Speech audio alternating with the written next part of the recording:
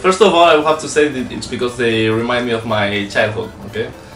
And that's the reason, because I only collect the games that I used to own back then.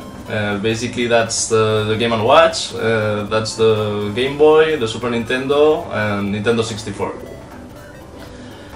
The second reason would be because it occupies my time, basically, you know? It's like a hobby like any other. I think I have a very active mind, and I need to occupy my time with something, and this allows me to release a little bit this need. I like very much to learn about who made the games, how many of them there were, what are the rare games you can find out there. Obviously, at the time where I had these games, which I still own, by the way, I didn't know the full catalog of the games that were released.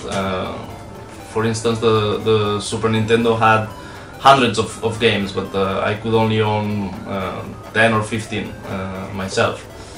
Obviously now with the internet and everything, you have a lot of information, so you can find games that maybe back then would have been interesting to you, but that you rediscover as an adult kid now.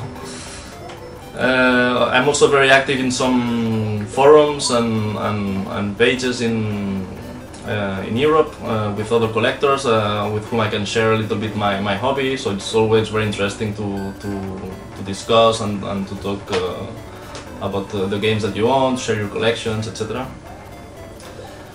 And the third reason, I think one of the most important ones, is that I still love to play those games.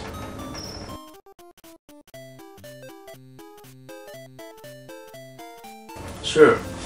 I mean, to answer this question, I think I will have to mention my father. Since I'm a little kid, that I remember him being very enthusiastic about the games. I just learned recently, actually, that for his wedding gifts he ordered an Atari. And I still remember as a very little kid to play with him some of the PC games that were released back then.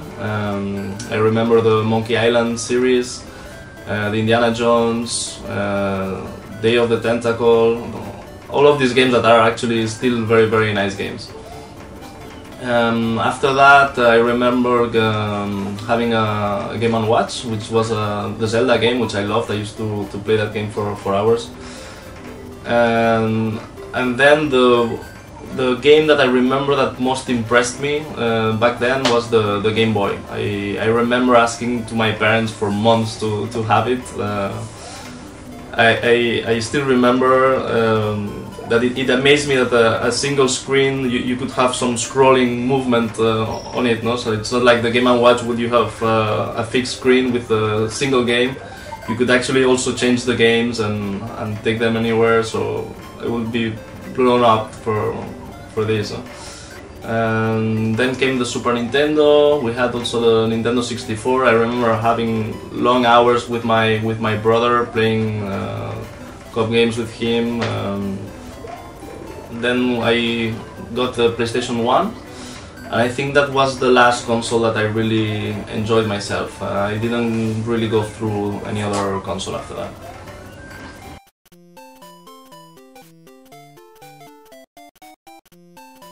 Okay, I think my favorite game, at least back then when I was a kid, was Super Mario Land on the Game Boy. Actually, I still have the game. This is my original game back then with my original Game Boy.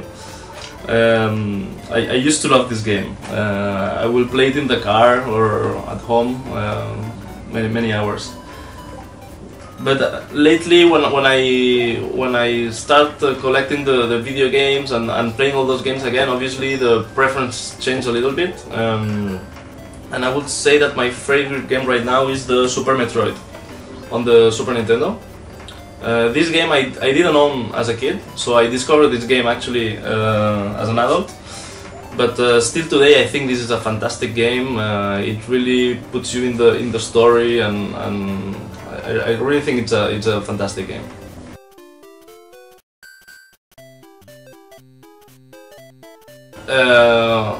I think I play at least 3-4 times a week. Not only the favorite, but I mean, I'm buying a lot of Super Famicom games also right now. So some of the video games are getting really expensive.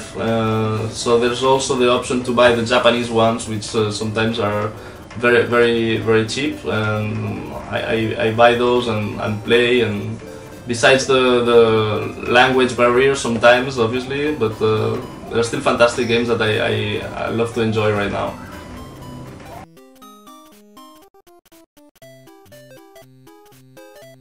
Well, first of all, I keep all of my games in this room that you can see here. I was very lucky that my wife allows me to have my little child's room. So this room is when it's very hot, because Indonesia is quite a hot country, very humid, which is not very good for the boxes and for the plastic.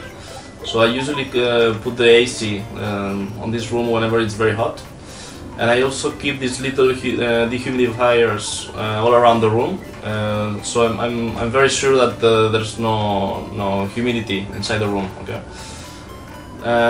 In terms of the games, what I do is keep all of them with plastic box protectors, such as these ones. So these plastic boxes, what they do is they keep the boxes scratch-free. And also they keep the dust out of coming inside.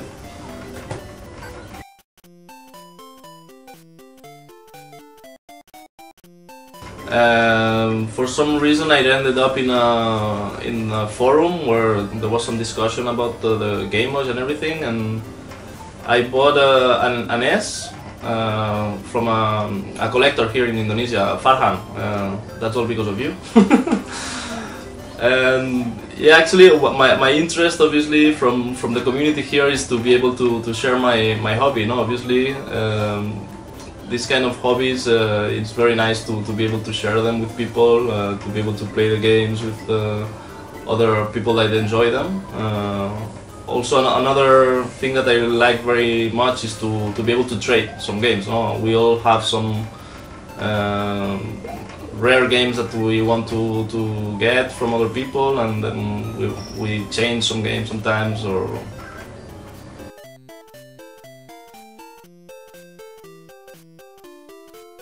okay, first of all, I would say that my most expensive collection is the game&watch collection, because the first one I managed to complete 100%. Out of there, the most expensive games I would say are this Famicom prize. This is the F1 Super Mario Bros. Prize, which you could actually not buy in the stores. So this was given as a prize winning a competition with the Formula 1 game. Out of the Game&Watch collection, also I will have to mention the Crystal Screen Balloon Fight. This is a very nice game. The Crystal Screen series were games that were very fragile. The Crystal Screen actually made them very easy to break.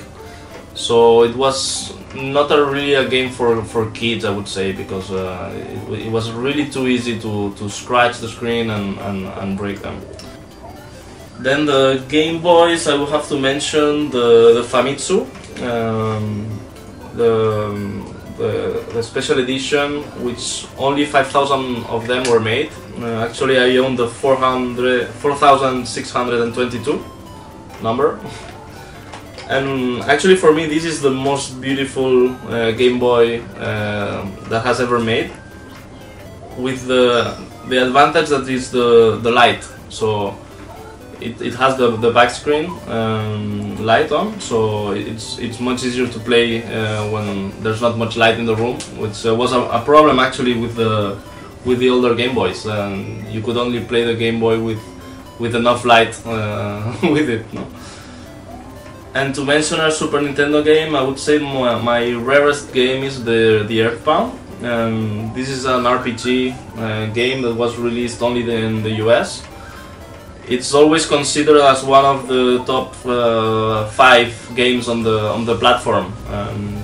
That's why European collectors or Asian collectors who didn't have this game back then are really willing to pay small fortunes for it even now today.